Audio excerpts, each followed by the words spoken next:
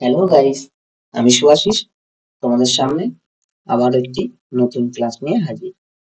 তো আজকের ক্লাসটি হলো ভারতের ইতিহাসের বিভিন্ন বই ও রচয়িতা। ভারতের ইতিহাসের বিভিন্ন বই ও রচয়িতা। তো এই ক্লাসটা মেইনলি দেওয়া হয়েছে ডব্লিউবিপি ও কেপি প্রিলিমস এবং মেন্স এর জন্য। তো এখানে ডব্লিউবিপি প্রিলিমস এর সিলেবাসটা আমি দিয়ে দিয়েছি। এখানে অঙ্কই থাকে হচ্ছে 30 নাম্বার, রিজনিং এ 20 নাম্বার এবং জেনারেল অ্যাওয়ারনেস ও জেনারেল নলেজে থাকে 50 নম্বর।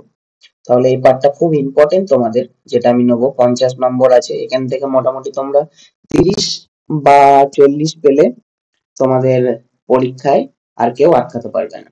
তাই এই পার্টটি খুবই ইম্পর্টেন্ট। সবাই ভালো করে মন দিয়ে ক্লাসটা করবে এবং যদি ভালো লাগে অবশ্যই বন্ধুদের সাথে শেয়ার করো। তো আসা যাক, প্রথম কোশ্চেন আমি কিছু নোট করে দিয়েছি এবং বইগুলো সম্বন্ধে তোমাদের কিছু বলে দিয়েছি, সেগুলো একটু দেখে নিও। অশ্ব ঘোষের লেখা উল্লেখযোগ্য গ্রন্থগুলি হলো বুদ্ধচরিত, ললিত বিস্তার, বৈপুল্য সূত্র, সূত্রালঙ্কার, বজ্রসূচি ও সৌন্দরানন্দ কাব্য। বুদ্ধচরিত হলো একটি সংস্কৃত মহাকাব্য। তো বুদ্ধচরিত সংস্কৃত ভাষায় লেখা। এই গ্রন্থ থেকে গৌতম বুদ্ধের জীবনী সম্পর্কে আমরা জানতে পারি। তাহলে বুদ্ধচরিত থেকে গৌতম বুদ্ধের জীবনী সম্পর্কে আমরা জানতে পারি। তারপরে বইটির নাম হচ্ছে অষ্টাধ্যায়ী। অষ্টাধ্যায়ী কে লিখেছেন?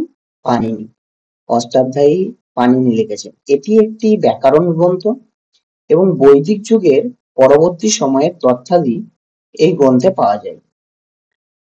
তারপরে মহাভাষ্য। মহাভাষ্য কে লিখেছেন? পতঞ্জলি। পতঞ্জলি লিখেছিলেন মহাভাষ্য। এটিও একটি ব্যাকরণ গ্রন্থ এবং এই গ্রন্থ থেকে মৌর্য পরবর্তী শুঙ্গদের সম্পর্কে, বিশেষভাবে ব্যাক্ট্রিয় গ্রীক যারা ভারত আক্রমণ করেছিল তাদের সম্পর্কে এই মহাভাষ্য থেকে আমরা জানতে পারি।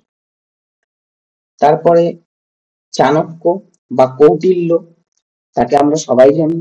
তিনি চন্দ্রগুপ্ত মৌর্যকে সিংহাসনে বসানোর জন্য কতখানি ভূমিকা পালন করেছিলেন। তার লেখা দুটি গ্রন্থ হলো অর্থশাস্ত্র ও গার্গী সংহিতা।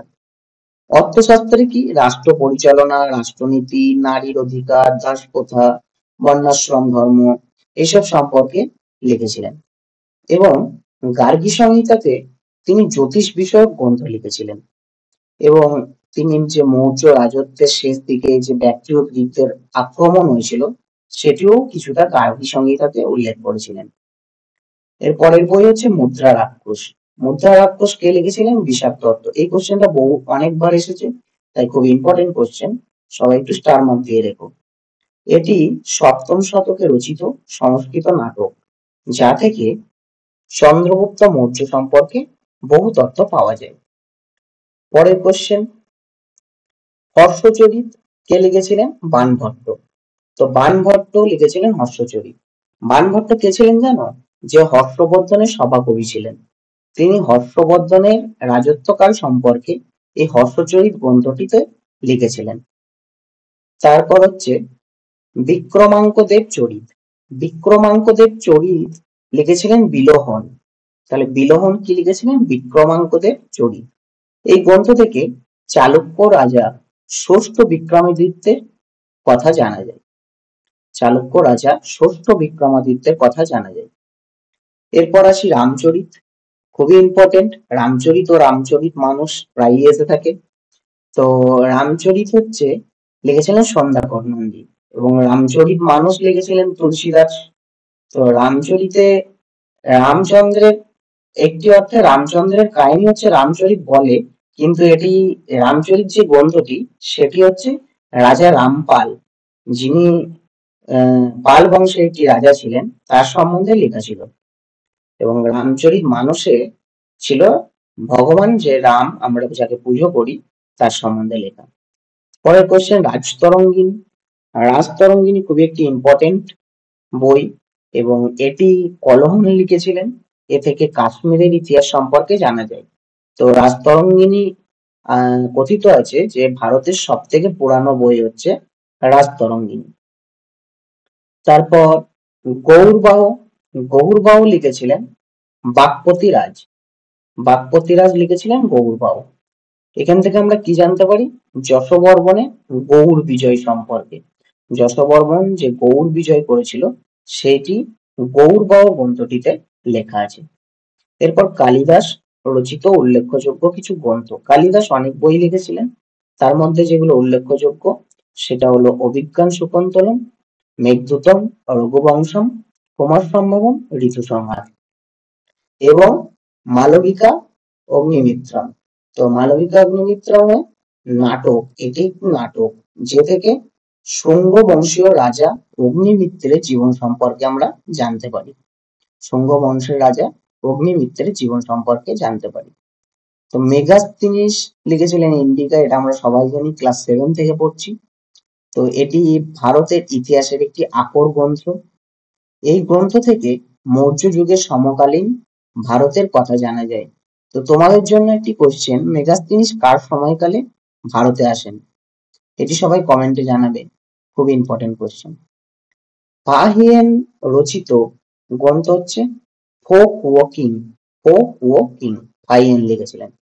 এটি উত্তর ভারতের বিভিন্ন তথ্য জানতে সাহায্য করে। ফাহিয়েন কার সময়কালে এসেছিলেন এটাও তোমরা কমেন্টে জানাবে। পরের কোশ্চেন, হিউয়েন সাং রচিত গ্রন্থ শি ইউ কি। শি ইউ কি, তো মনে রাখবে এই কোশ্চেন গুলো খুব দেয়, কারণ নামগুলো একটু অন্যরকম। তো ফো ওয়াকিং কে লিখেছিলেন? ফাহিয়েন। ফো ওয়াকিং, ফয়ের সাথে ফয়ের মিল। আর শি কিউ কি কে লিখেছিলেন? Hiuen Tsang. হিউয়েন সাং সা আর এখানে সি, তাহলে হিউয়েন সাং লিখেছিলেন সি ইউ কি, মনে থাকবে। এই গ্রন্থ হর্ষবর্ধনের সমকালীন ভারত সম্পর্কে বহু তথ্য দেয় আমাদের। তাহলে হর্ষবর্ধনের সমকালীন যে ভারত সেটি সম্পর্কে সিইউকি থেকে আমরা জানতে পারি। তারপর তহকিক-ই হিন্দ। তহকিক-ই হিন্দ এই গ্রন্থটি লিখেছিলেন অলবেরুনি। অলবেরুনি কি লিখেছেন? তহকিক-ই হিন্দ। এই গ্রন্থ থেকে ভারতবাসীর সাংস্কৃতিক ও সামাজিক জীবনের সম্পর্কে আমরা জানতে পারি। মৃচ্ছকটিকম। মৃচ্ছকটিকম একটি খুবই ইম্পর্টেন্ট, এটি অনেকবার পরীক্ষায় পড়েছে। এটি শূদ্রক লিখেছিল এবং এটি একটি সংস্কৃত নাটক। এটি একটি সংস্কৃত নাটক। মিলিন্দ পঞ্চহ। মিলিন্দ পঞ্চহ কে লিখেছিলেন? নাগসেন।